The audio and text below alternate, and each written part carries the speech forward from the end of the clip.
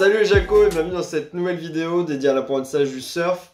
Aujourd'hui je vous présente un autre accessoire pour travailler votre équilibre, pour travailler vos manœuvres en surf. Donc vraiment essayer de progresser en dehors de l'eau. Il s'agit du surf skate. Alors il y a plusieurs marques qui existent. Moi personnellement j'utilise celle de Yo parce que je me sens à l'aise dessus, que les sensations sont bonnes. C'est très flex, c'est très maniable. On le verra sur des petites vidéos mais le truck avant est vraiment souple. On a un système de ressort qui nous permet de pomper très facilement. On voit que c'est vraiment la différence principale aujourd'hui entre le skate et le surf skate. C'est les caractéristiques du truck avant. On le voit, là c'est très flex. Alors que si je prends une board normale, que ce soit une board de street ou un cruiser, je vais pouvoir bouger un petit peu mon truck avant, mais vraiment pas du tout de la même manière. Donc le surf skate, très bon accessoire pour travailler son surf en dehors de l'eau. Qu'est-ce qu'on va travailler? On va pouvoir travailler la prise de vitesse, donc comment générer de la vitesse sur une planche, et on va voir qu'il y a beaucoup de similitudes avec le fait de le faire sur une vague, mais également plusieurs manœuvres. Pourquoi? Parce que grâce au truck avant qui est très flex, on a la possibilité de faire des petits virages, de s'entraîner avec les épaules, de bien se forcer à envoyer les bras, écarter les épaules, regarder dans les bonnes directions. Donc c'est vraiment un accessoire que je vous recommande. Essayez de l'intégrer un petit peu dans votre quotidien si vous en avez la possibilité. Après, il faut savoir qu'il y a plusieurs marques du coup qui existent. Là, je vous parlais de Yo, il y a aussi Carver, il y a aussi Smoothstar, Slide. Là, il y a un Long Island juste derrière. Chaque marque a ses propres caractéristiques. C'est important de le savoir. Les bords de Yo sont connus pour être très flex et vraiment très souples. Donc, c'est vraiment des trucks hop, souples. Si je vous prends Long Island, et c'est pareil sur d'autres marques de ce type, qui vont avoir un truc un petit peu différent, on voit que là, j'ai pas de ressort. C'est-à-dire que le truck est souple, mais si je vais d'un côté, ça revient, mais pas du tout de la même manière que sur l'Ayo. Donc c'est des marques sur lesquelles ça va être un petit peu plus dur au début de prendre en main, notamment la génération de vitesse. Il faut bien trouver le bon mouvement. Après, une fois que vous l'avez trouvé, vous pouvez bien entendu vous éclater aussi avec. Mais il faut savoir que chaque marque a ses caractéristiques. C'est un petit peu comme les planches de surf, quand je vous avais présenté un petit peu la bonne manière de choisir sa planche. On ne peut pas tout faire avec n'importe quel board. Donc même côté Carver, il y a deux types de trucks différents. Il y en a avec ressort, d'autres sans ressort. Moi, ce que je vous invite à faire, c'est d'essayer la board plutôt d'un ami ou d'une personne que vous croisez dans la rue.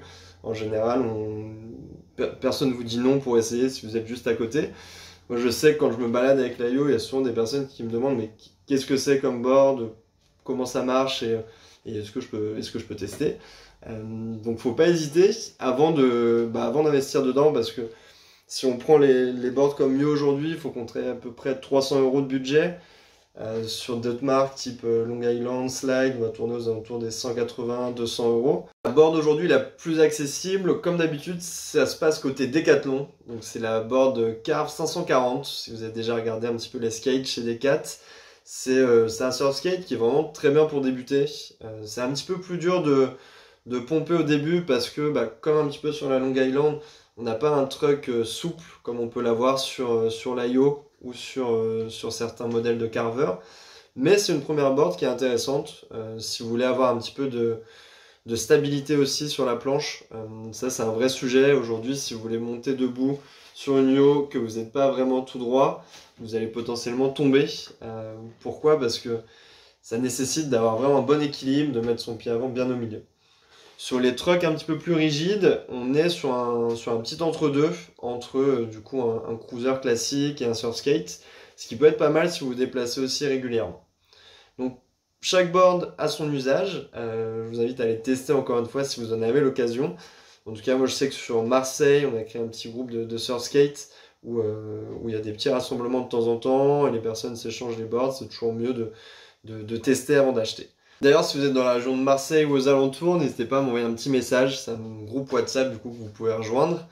Après, si vous voulez consulter d'autres tests et d'autres comparatifs, je vous mettrai en commentaire quelques liens, notamment un test de Gliss Pro Shop qui est sorti il n'y a pas longtemps et qui va comparer les 4 marques les plus importantes du surf skate. Donc ça peut être intéressant à regarder. Dans tous les cas, moi je développerai un petit peu le sujet du surf skate dans les prochaines vidéos pour vous montrer un petit peu ce qu'il faut faire, ne pas faire, comment générer de la vitesse au début, comment essayer d'avoir une bonne attitude sur son surf skate pour avoir la même attitude dans l'eau, donc notamment le fait d'être bien aligné et pas de tenir en équilibre comme ça, comme on peut le voir de temps en temps, vraiment d'avoir les épaules, de regarder dans la bonne direction. Donc ça sera des tutos dédiés pour aborder chacun de ces points de manière plus spécifique. Moi je vous dis à très bientôt pour une prochaine session, que ce soit du surf skate. Et d'ici là, si vous avez des questions, des commentaires, n'hésitez pas à les laisser. Je ferai un plaisir d'y répondre. À très vite!